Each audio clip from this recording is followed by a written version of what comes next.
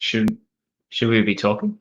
Did it start? It started. Holy, I've never been more nervous in my whole entire life. This is really quite strange to be sitting here So close to you. so close to you. Welcome back to the I'm Curious to Know project presented by Inner Voice. Today, obviously being Mother's Day, I wanted to bring a special guest into the room. Also, the only reason or the only way I was able to do this for 31 days in a row was to strategically place my guest on Mother's Day. So shout out to all the mothers. Happy Mother's Day. Hope you're having a fantastic day wherever you are. And the biggest happy Mother's Day to my beautiful wife here, Lauren Phillips. Thank you. Welcome. Thank you. I'm happy to be here. So I don't know what we're going to talk about. I've made a little bit of a list here, but I think I'd love to hear a bit more of your background so that people watching can know. But before we do that, let's start with how we met. I want to hear your version of that story. And then I'll give my version, but over to you for your version of the how we met story. I'll keep it really, really high level. I was moving to Vancouver for a job with Lululemon, and I didn't know anyone and was getting really into triathlon at that point in my athletic career, and really wanted to make sure I could find a group and a pool and people to run with. That's kind of how I roll. I've lived in Baltimore and I've lived in other cities, and so as soon as I get there, I try to find a community to be able to get to know the city and be able to work out. So I was looking on Lululemon's website and their blog, and Travis happened to be on a lot of them, and he was a leader of groups and really involved in the triathlon side at Lululemon, and also worked at the head office. So I messaged him on Facebook and just said, hi, like I'm new to the area. I would love to learn about like where to run, what pool to go to. Like I'm going to be in the office in a couple of weeks and starting at Lululemon. And so I think he like really didn't get back to me for like months at a time maybe. And then eventually was like, sure, yeah, let's grab a coffee. And if you know Trav, that's like his go-to, like let's go grab a coffee. So we met at this little place right next to Lululemon, which is like his favorite place. I'm forgetting the name right now. Panay. Shout out to the gang from Panay.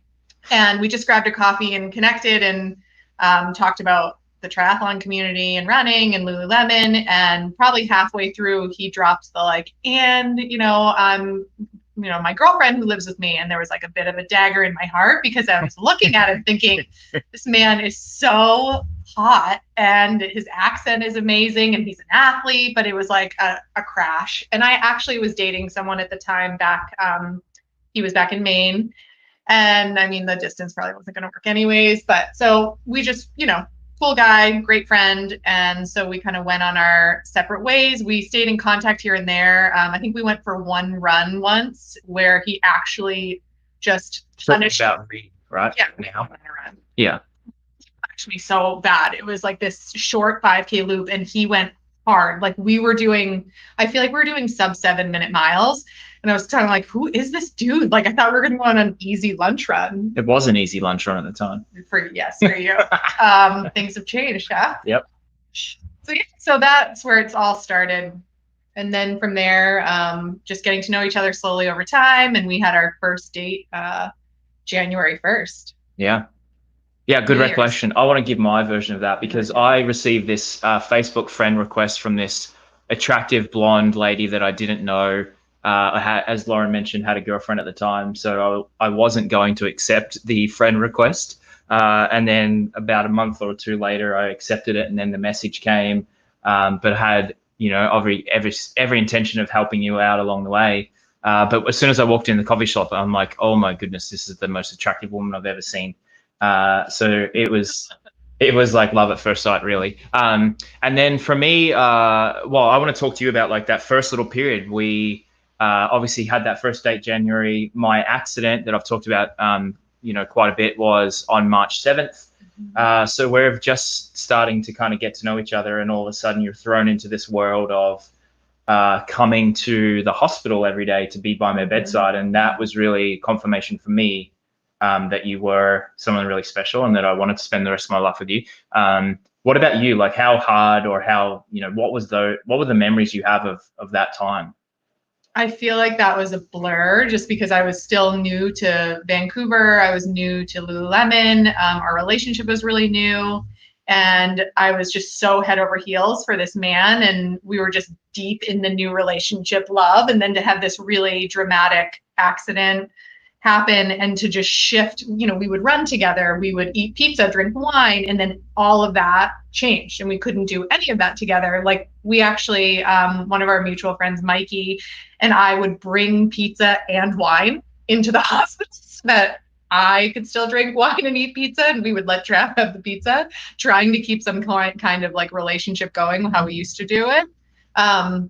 But I think that time also, a lot of people ask us like, oh, you guys got engaged really quickly, you got married quickly. And I think that accident was why, because when you're in that intense of a situation, you make a decision in your head, you're either all in and you're going for this and you're going to be that person. And a new relationship normally wouldn't put you in that situation. And I know for Travis, he was like looking at wedding rings after in the hospital bed because it put us in such an intense situation to either support each other and be there or, kind of walk away at that point. Yeah, there was no question for me at that time. And, we got, so that happened in March. Our first trip back to Maine. So we're living in Vancouver. Lauren's originally from Maine. So our first trip back to Maine was July 4th, long weekend.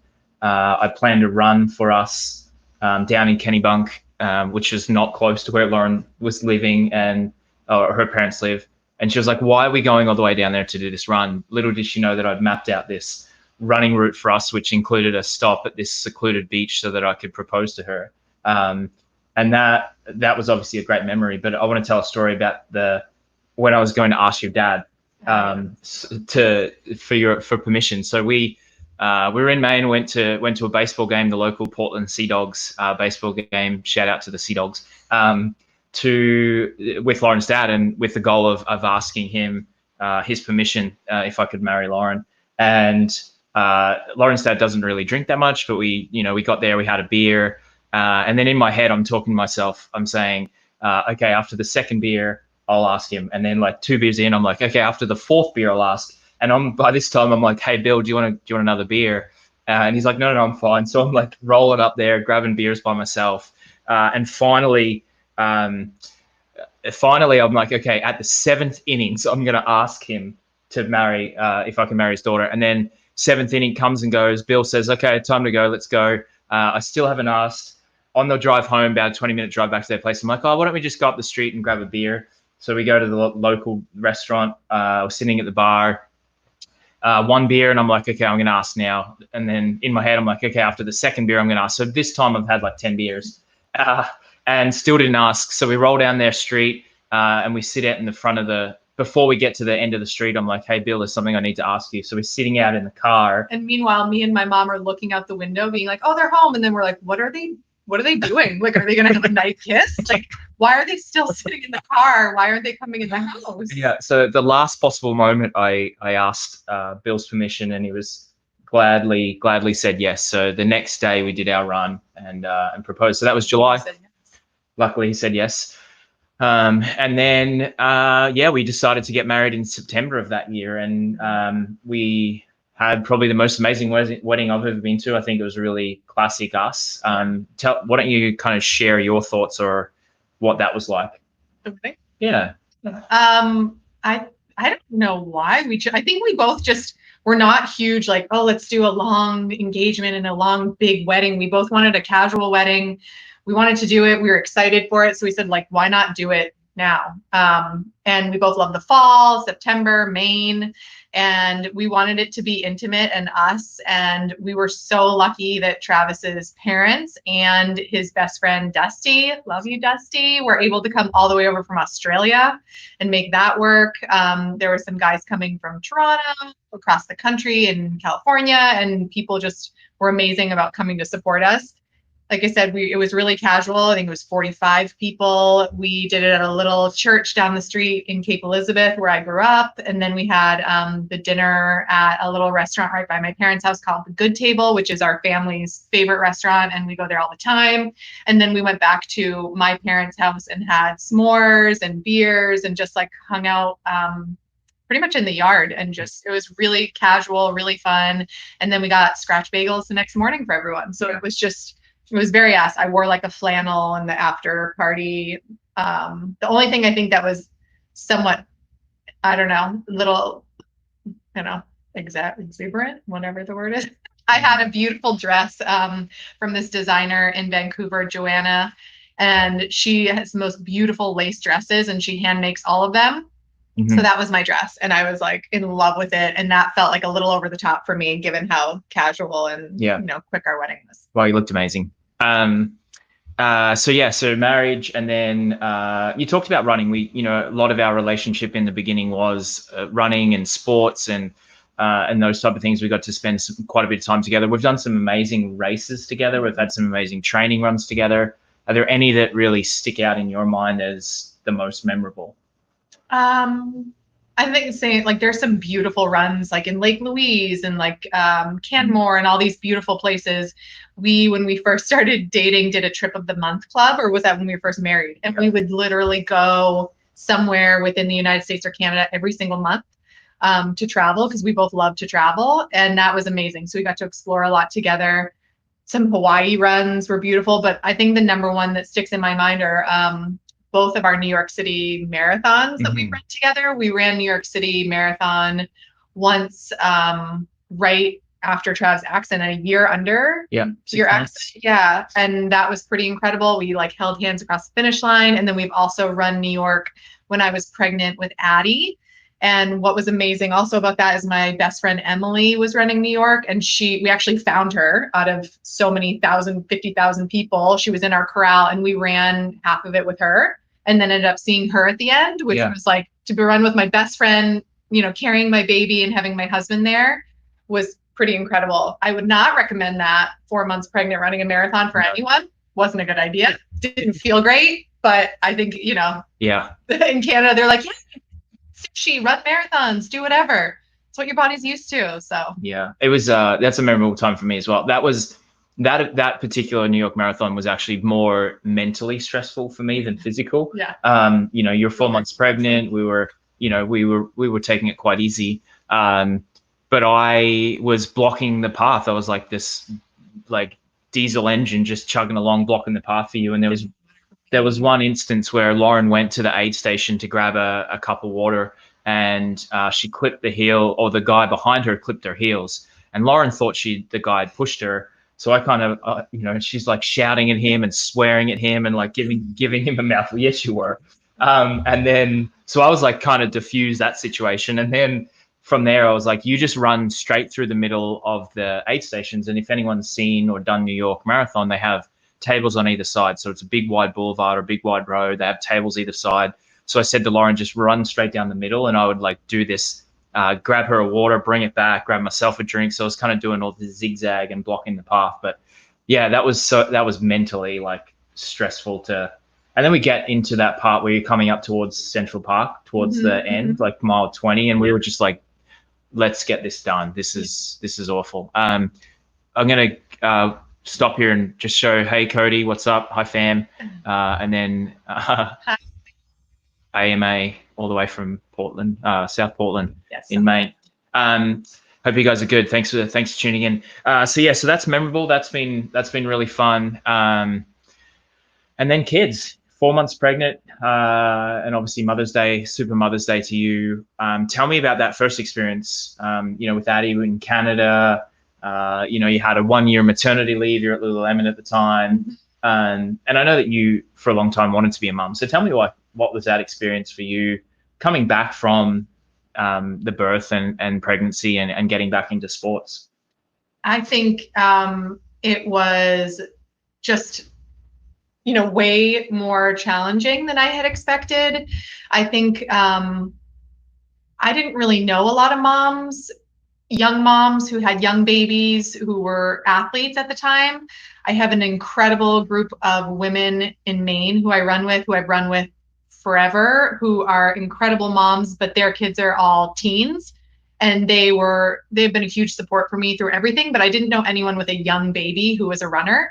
So everything was really new to me. So I just really tried to educate myself. And what I am so grateful for in Canada is how much they educate you and talk about your pelvic floor as a runner, as a woman, as someone who just had a baby, and how important that is. So really early on, I realized how important the pelvic floor was, strength, breath work. So I started, rehabbing my body a week after Adelina was born, and just with breath work and breathing and stretching and just kind of trying to get my body to come back to a bit of like, how do things work again after you just have a child, which is a huge impact to your body. Mm-hmm. And it took time. I think a lot of people would look at me and say, oh, you'll bounce right back, you'll lose all this weight, you'll breastfeed. And that was not my situation at all. I really had to work. I had to work fitness wise. I had to work with my diet. I had to really do all the things to get slowly back to where I wanted to be. And I was very slow with it. I waited the full 7 weeks. I did a pelvic floor exam. I only ran on soft surfaces. It was a very slow build to get back to running because I wanted to be careful. I did not want to hurt myself. Kara Goucher is a huge, huge idol of mine. And I remember reading something about her jumping back into running too soon after she had Colt, and how much it's impacted her knees later in life, because everything's connected to your pelvic floor, everything's connected to your deep core. And I didn't want to set myself up to be in an injury state. So that was the beginning. And then I think, I had a year maternity leave, but Travis was also building a company at the same time. So, you think, oh, you have a year maternity leave, you're not working, you have all this free time. Not really the case, because you have a baby with you. You have a husband who's starting a new business. There's a lot of stroller running, a lot of that. My friend Sachi was incredible and would support me when I'd say, I need a run. Like, please, can you take Addie just for a little bit? So Addie and her little daughter, Isabel, would play. Sachi would watch them, and I would go run around in Vancouver, the seawall for like, a couple miles, 4 miles, 5 miles. And just really trying to get in fitness whenever I could. I set some goals that might have been a little aggressive. The first year, I wanted to run a marathon in under 3:10. I wanted to do a half marathon, but again, it was a build. My coach and really good friend at the time, Kate, also lived in Vancouver, a couple streets away from us. So she actually did a lot of my training runs with me to build up to marathon. So yeah, I think it was just, thank God for my girlfriends. Thank God for the support that I got, because it was incredible how much my friends supported me. Travis, of course, did everything he could to support me and support those goals too. But he was also building a business and burning it on both ends while we had a baby. Yeah. So yeah, I think the first year I look back and it was a grind and it was beautiful, but running is a huge part of who I am. It's a community. I was running with Mile to Marathon in Vancouver, and I still love them, and I still run with Kate through them. But I actually, my first track workout brought Adelina in a stroller, and it's not like it's just like 10 people. It's a packed track, girls, boys, men, women, all together. And I said to Dylan and Kate, I'm like, do you guys mind if I just like leave her on the corner of the track while I do my 400s? And we would joke, and Dylan's like, just so this isn't a babysitting student. I was like, I was like, Kate agreed to it. Kate and Kim both said that they would watch Addie on the different corners. So I did a track workout with this big group of people, and they supported me through it. And I remember leaving Addie at the stroller at one end and just like running back and forth. And then we took her out. And what's amazing is actually Addie took her first steps at a Mile to Marathon workout, because I brought her to it, and Travis was there too. And so it's just, you get it done. Like, running's important. So I made time for it. I had support from my girlfriends, and I took it really slow with the physical comeback. Yeah. Yeah, you did a great job. And I think, you glossed over the fact that the goal was to run a sub 3:10, and we went to California International Marathon at the end of that year. So Addie was what, like 7 months? 9. Really? 9? 4 to 11. So 8 months, I think. We're like no sleep right now, like zero sleep. Well, yeah, let's talk about last night. Every hour. We have a 4-month-old now as well, so happy. So we literally had about an hour, 1 hour every hour he was awake. I'm like pooped as well. Yeah. But anyway, so yeah. But so people talk about mum strength, and Melanie just left a really thoughtful comment as well, talking about how postpartum is really difficult and hard, and she acknowledges that. But and we talk about mum strength, and I think that the way that I see it is there's actually also this intense focus because you have less time, you have less ability to do the things that you want to do training wise and things like that. So when you do get that time and you get that chance, you really focus on getting the most out of those, and you become better at using your time and managing your time. Would you say that's fair? Super fair. And I would plug that it's the same as moms in the workforce. I completely agree. I think moms sometimes get they're pulled in different directions. They have kids, they have these things. But you know what I feel is when moms are at work, they are dialed, they are focused, they can get things done very efficiently because they only have so much time. Mm-hmm. So they get a lot more done per se, and they're more focused. And I think that's the same with running. Yeah. And I also like the mom strength thing. I've run my fastest times all the first year Addie was born, mm-hmm. because I think I was focused. I was excited about it. It was my time alone. And I think there is an element of mom strength the first 6 months postpartum. Yeah. Compare that with this time around.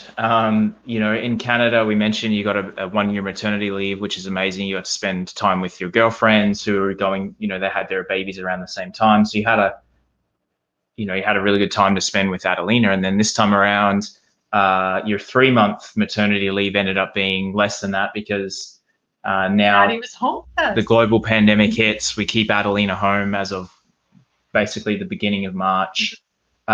So no longer is it just you and Tobin together. It's all 4 of us here in our place. How's that transition been for you going back to work over the last 3 weeks, I guess, working from home? But, what's that transition been like for you personally? Back to work has actually been a lot better than I thought. I had put something up on social media about how much anxiety I was having about going back to work with Tobin so little. And I got some wonderful messages, and one that really sticks with me is my sister's really good friend Alicia wrote me and said, it's usually the anxiety of going back that's way worse than actually going back. And that's exactly what happened. I told Travis the other day, I was like, I can't believe I'm saying this, but I actually I'm really enjoying being back to using my brain. And I think the fact that I can see my babies, both of them, I can hold Tobin, I can nurse him while I'm still back at work, as much as it's really challenging sometimes to be on conference calls and have to mute my audio and my video so I can nurse. I'm just grateful. And it's nice to be back into the flow of work. I think the one good thing about a shorter maternity US leave is it's not a whole year where you've been out of work, where you're out of touch with what's going on, the systems, the projects. I was really able to jump pretty much back into everything that I was doing prior to going on maternity leave. And there's some amazing collaborations that I've been working on at New Balance. And one of them is just coming to light next week. So to be able to be back for that to go live is really exciting. And so it's not been as bad as I thought it was going to be. Yeah. But the challenge of 2 people working with 2 small ones in the house is complete chaos. Yeah. Well, I want to get back to that, but I also want to give some context around your career. You've been in apparel right from the moment you got out of college, at Reebok, at Under Armour, at LL Bean, at Lululemon, now at New Balance. So you've built a career in apparel, and I'd love for you to share some more context on the collaborations and the work that you've been able to do in the first couple of years that you've been here in Boston with New Balance. Yeah, so it's been a year and a half at New Balance, and this role is exciting because not only am I managing a part of the business that has been known and been around, but I'm also doing speed to market and collaborations. So New Balance has never had speed to market for apparel before, and that just means bringing a collection to the customer in a faster timeline, so being more aware of trends. So we had our first one that I worked on go live. I think it was in the fall with the cheetah print that Emma Coburn and all them were sporting beautifully. And it was just amazing to see them wear the product that we worked really hard to bring to market just based on seeing a trend. My friend and colleague, Kevin Q, thank you for that. Thank you for getting it on the right people. I really appreciate that. So that was exciting. And then collaboration. So working with other brands or influencers with New Balance to bring a collection together. And there's an amazing fashion brand out of LA called Stod. It was started by Sarah Stodinger. And it's just really cool boutique fashion. She does a lot of 90s. She's really inspired by eras, I guess I would say. So really 90s inspired at the moment. And just really, she's known for her bags, but her apparel is incredible too. And we are launching our collab with her next week. We actually just got on the front of Women's Health magazine for this month in the apparel, the collab between New Balance and Staud. So I think that's really exciting. We have two other brands that I'm working on right now that I can't really talk about, but they're also very exciting. And I enjoy the work because it's something different for me other than doing just inline product. Mm-hmm.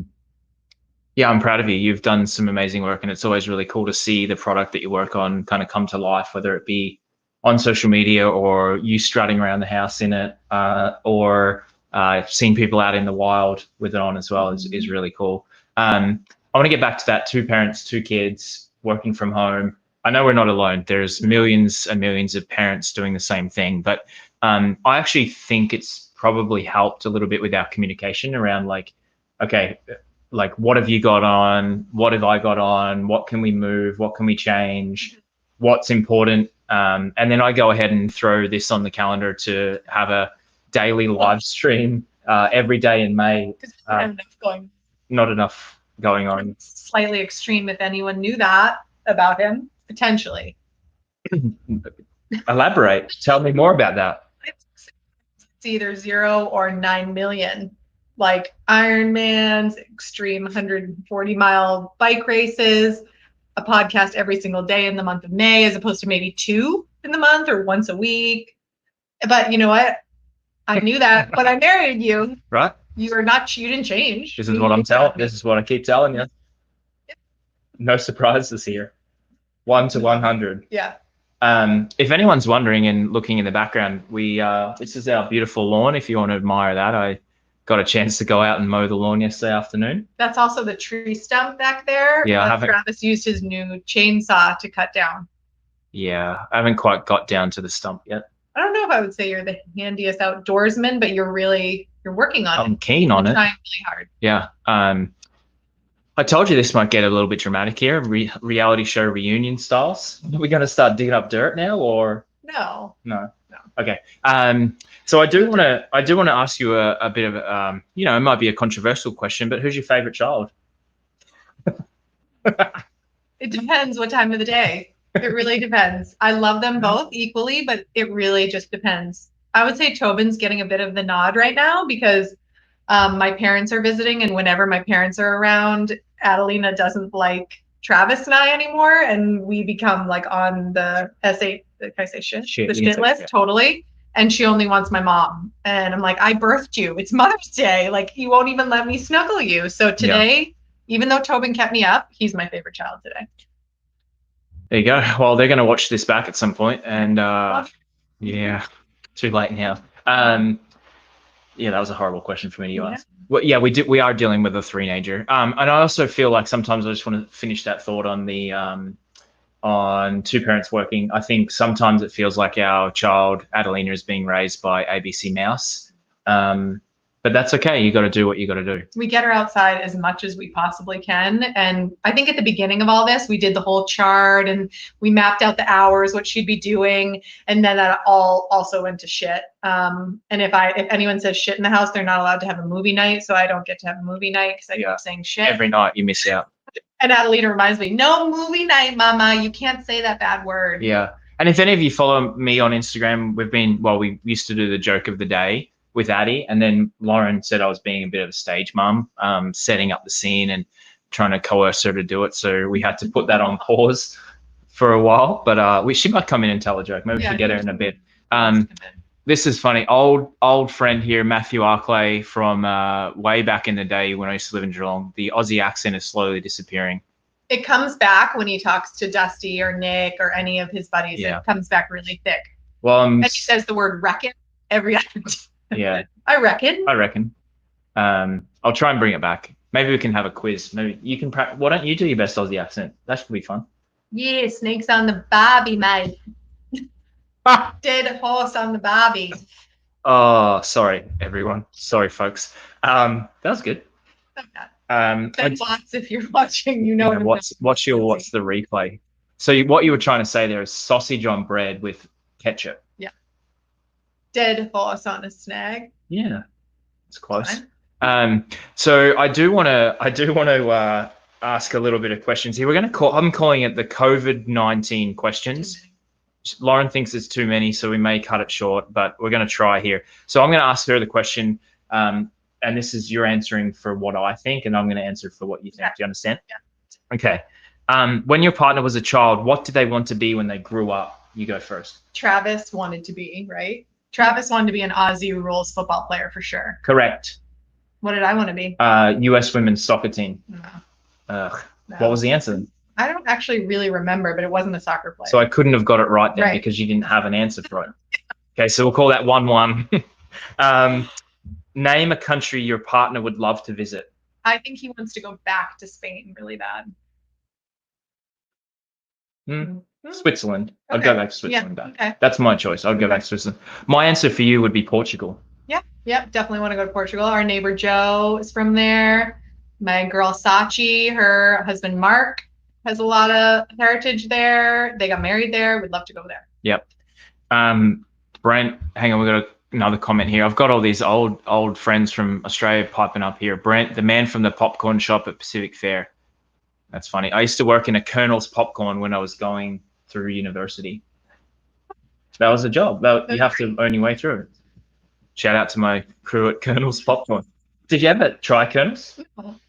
No, we didn't. There's so many flavors. It was like 50 flavors or something. You had to mix them up. You had a big that, and then you do the little shaker. So it's kind of like Cold Stone Creamery, but of popcorn. The complete opposite. Okay, great. Very American. Moving on. Okay. Did your partner have a nickname as a child?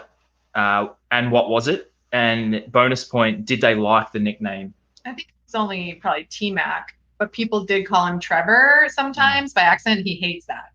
That's true. That is my least favorite thing. So if you want to get me riled up, or if you want to get me riled up, call me Trevor, and then see what happens. T-Mac, I got T-Mac a little bit. Rage Unit. I used to be called Rage because I was like a bit angry. No. Yeah. No.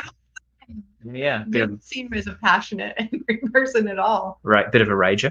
I would say yours would be Lulu. Is that a nickname you had as a kid? It was my cousin / nanny / best friend / everything. Olivia started Lulu, I think. Lulu Bug. So yeah, it's like with my cousins. So I get a point. Yeah. I think I'm right on the money so far. Yeah, it's pretty good. Okay, good. We'll skip that one. That one's pretty boring. So we're going to be less than 19. Which of your partner's achievements are they most proud of? I think it's definitely having kids for you. No. That was a deep pause, wasn't it? That was a long pause. It's not. What? Yeah. I was thinking more. Not kid related, like before kids.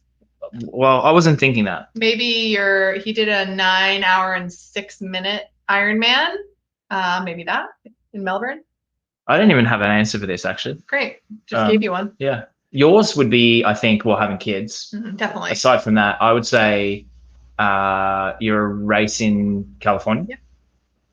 Yep. Pretty good. Yep. Sorry, I didn't even really have an answer for that. So you did what I did. Yeah. Okay. This is going to be a good one. What is your partner's least favorite housework task? Anything related to cleaning. That could be the bathroom, the kitchen, vacuuming probably. Yeah. Vacuuming. Yeah, I don't really like any of it. I'm a good laundry. Dishes I'm good. Taking out the trash, I'm good. Really anything else, not good. No. Not interested. Yours would be taking out the trash. Or anything related to bugs. Bugs, picking up bugs. Yeah. So I think you got that wrong. It would be bugs. Okay, bugs first, trash second. Yeah. I'm gonna throw in a bonus question here, so we are gonna get to 19, okay. And it kind of relates to this. What's your biggest pet peeve about me? Oh boy. Where do you start, right? There's a couple that just popped right in. I don't know which one to pick. You prepared a list earlier here, I see. Just pick one. I think it is We're running out of time. You're the extreme. Things have to be very extreme sometimes. And I think he's gotten a lot better at it. And I think your podcast with Dusty, you talked about this, but yeah, can be pretty extreme with things. Yeah, I see that. Yours is my biggest pet peeve. I was ready for this one. You have this habit of overfilling the garbage. Like it literally is full to the brim, and you still find a way to put garbage on the top. It's a family thing. It's a family thing. It gets me going. Golly gosh. Outside of your career, what's something that your partner considers themselves talented at? Outside their career, I think Travis is like a phenomenal athlete, and I don't think he's been able to fully show that in the last 5 years, but he's one of the most athletically gifted people I've ever seen. And the mental capacity, the mental strength he has, it's incredible. So I'd say that. Thank you. I would say yours is running. I think you would be proud of your talent at running. I think you have a natural ability that I think you haven't tapped into either. That would be my answer. Yeah. Okay. Do you have a different answer? No, I think I'll take that. Okay. For now. What's your this one will be funny. What's your partner's favorite smell? Coffee. Yeah, definitely. Easy. That's an easy one. Linden ×2 coffee. Oh yeah. Love a good cup. What about mine? Cup or 7 in the morning. I would say flowers. It's a pretty good one. I think you like flowers a lot. You like the smell of flowers. And I was gonna say, well, lilacs. Is that your? Yeah. Okay. Some peonies. I'm doing so good here. What's your partner's favorite flavor of ice cream? Like honeycomb or like a fruit flavor. You never do like the chocolates. I would say it's rain or shine honeycomb. Yeah, honeycomb for sure. Anyone who's been through Landmark, chocolate or vanilla, choose. I remember that. Chocolate or vanilla, choose. Yeah. Landmark is a program that if you're at Lululemon back in the day, everyone had to go to it. And it was a bit, some thought of it as like cultish because you do a whole weekend long where they kind of break you down and then build you back up. And it's a lot of writing notes to people and calling people you may have wronged, or it's very intense. And I have a really good story of me sitting next to this man, and I had to share a letter I wrote my dad, which was very personal and very intense. And he just happened to be sitting next to me. I didn't know who he was. And we shared these very personal letters. And then I think it was later in the day, maybe he spoke and introduced himself as the new CFO at Lululemon. So I didn't know, but I was sharing this very deep personal letter with him. But Landmark is intense. And I actually am really grateful I did it. I'm happy I got to do it. Yeah. A lot of people feel it's a very polarizing thing. Yeah. Side note. Favorite flavor of ice cream for you? I would say shot. Do that. You're gonna do my facial cookie and the cookie dough. Yeah. I would say mint. Mint. Actually, mint chocolate chip. Good though. Straw chocolate mint. All right, mint. Chip. Noted. Okay, good. What type of music does your partner secretly like? Maybe not so secretly. What's musical taste they have that most people wouldn't know they enjoy? Travis, he absolutely loves like hardcore rap. Any hardcore rap, he loves it. Yeah. Above and beyond. Yours is country music. Mm-hmm, definitely. Yeah. I don't really like to put that out there too much. Yeah. Well, that's why it's a secret. Yeah. It's quite funny. We have the traditional challenges of who gets to take care of the radio when you're driving the car, and usually it's the driver, so that's me. So I get to play my hardcore rap. But now we have 2 kids, so it was not. It probably was though. Probably pretty close. Yeah. What does your partner typically look forward to most about the weekend? Sleeping more. Coffee, sleeping more. And mowing the lawns. Yes, that's a new one though. Yeah. Yours is probably going for a long run and going to the coffee shop. Definitely. Yeah. I'm so good at this game. Who? We can leave that. That's too long. It's a lot of questions. We'll leave that one out. What are your partner's favorite aspects of their work? Travis is really creative, so I would say the creative outlet. and connecting. I think he is the biggest connector of people I've ever met. He loves to connect people. He's a community connector. He likes those relationships. So yeah, good answer. I would say for you too, that creative side, like looking at trends, looking at what's coming, being able to really develop that creative side. And you don't always get to flex those muscles, but I feel like that's your favorite part. Definitely. Another point to me.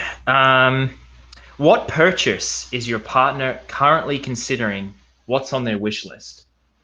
Oh gosh, I feel like he actually just got all his wish list things, which were a ride around lawnmower, a weed whacker, a wheelbarrow, maybe a ladder. A wheelbarrow. Barrel. It's not a wheelbarrow. It's barrow? Barrow. It's a wheelbarrow. It's definitely not a wheelbarrow.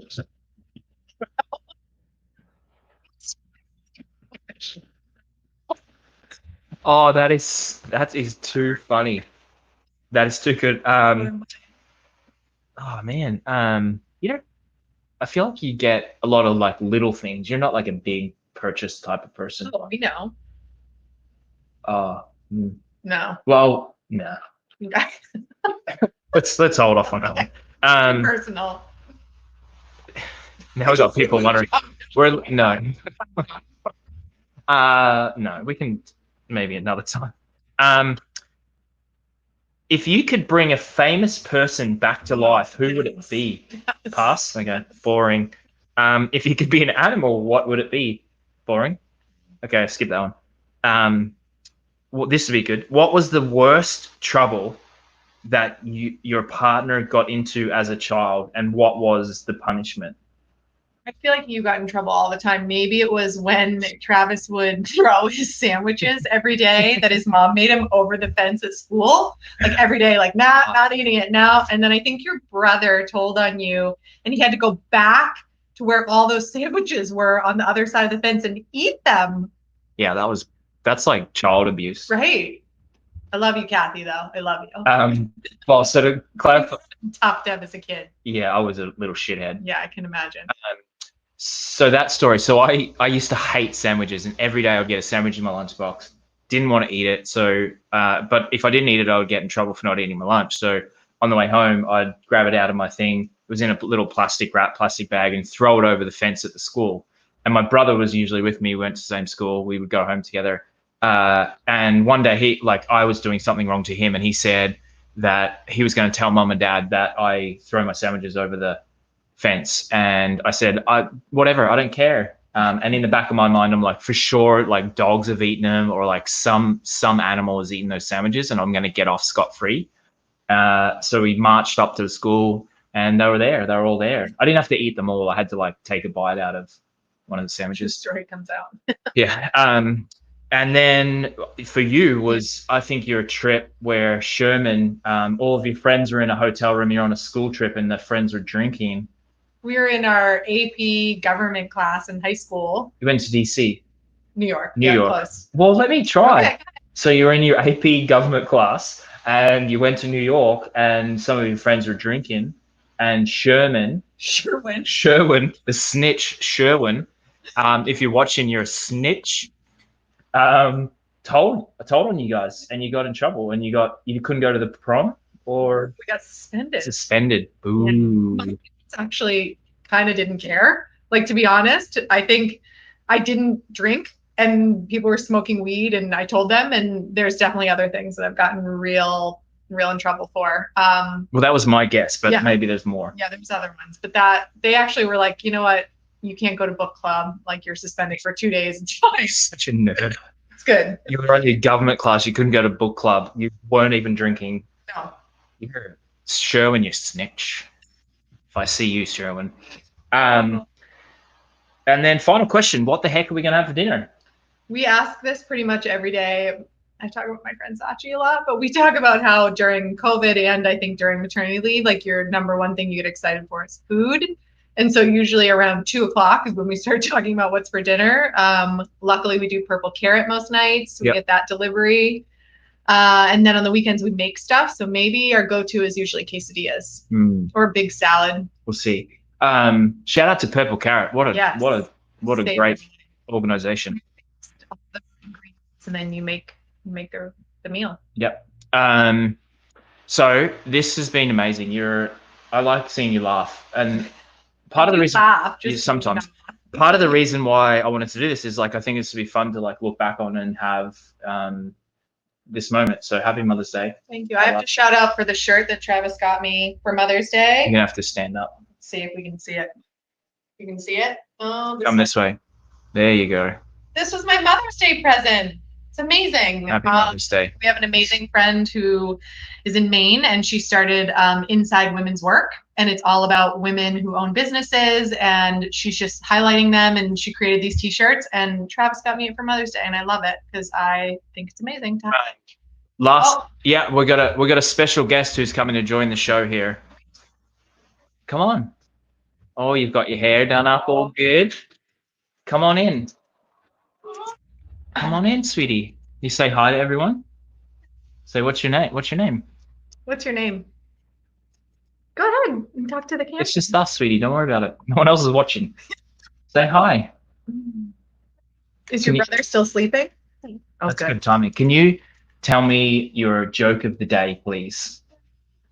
Yeah, tell the joke of the day. Speak up with a big voice. Tree knocks down a bird feeder. What tree knocks down a bird feeder? What? Because it wanted to put bird seed in it. Oh my goodness. It's a good one. Good job, Addie. Well done. That was your own made up joke. Yeah, and very topical. She's looking outside at the tree with the bird feeder on it. So good job. Do you want to say anything about Mama? Mother's Day. Mother's Day. What else? Did you make me a card? Yeah. Yeah. Yeah. Okay, well, sweetie, we're gonna ask Mama three final questions, okay, and then we're gonna go have lunch. What do you think? She already had her. Oh, great. Lucky you. Okay. These are the 3 questions we ask at the end of every show. What's one thing that's changed during isolation that you want to keep once we move past this current phase? What's funny is I've heard you ask this to other people, and there's really not a lot, because I'm really proud of the fact that we always eat every meal together. We get out for walks. Like it's already what we've been doing. And there's not really anything big because we've been living a bit of this isolation life since Christmas. So this isn't really that different for us or that new. We spend a lot of time together as is. Yeah. I think probably just being more grateful and realizing how lucky we are that we're all healthy. Yeah, I like it. Bye, Addie. What's one thing you thought was important before isolation that you're happy to leave in the past? I would like, as much as I love running, we've talked a lot about running, running, fitness, like it's important to me, but my health is number one, and my family and being healthy for my family. So as much as I want to get back to running and I want to get fit, I've definitely taken a huge step down and back in terms of the intensity and needing to get fit quick, because my big race probably won't happen in October, but either way, it's just not what's super important to me right now. Yeah. Good one. What's been your most memorable moment during isolation? Oh gosh, that's a tough one. I don't know. There's a lot. I feel like we've laughed a lot at the chaos and craziness of being at home with 2 kids in our schedule, and like Addie's just hilarious. So I feel like there's been a lot of like true belly laugh moments, just with some of the stuff she comes up with. Yeah. She told me yesterday to just deal, Mama. And we were laughing pretty hard at that, where this attitude comes from. Yeah. No idea. Yeah, that's a good one. Mine is, I've been reading this book to her. It's an Aussie book that I used to read as a kid, and then she memorizes it. She like literally memorized word for word, and she sat down in front of us and read the book, but like had memorized it, and that like brought a tear to my eye. I was so proud of her and the ability to spend that time with her, and like for me to be able to be with you guys and not have to travel and be on the road has been amazing. So I'm very grateful for this time.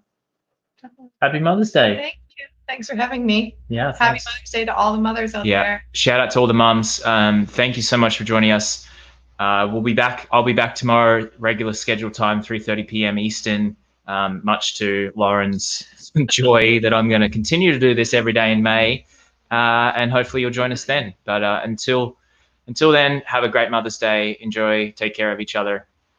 All the best. Bye.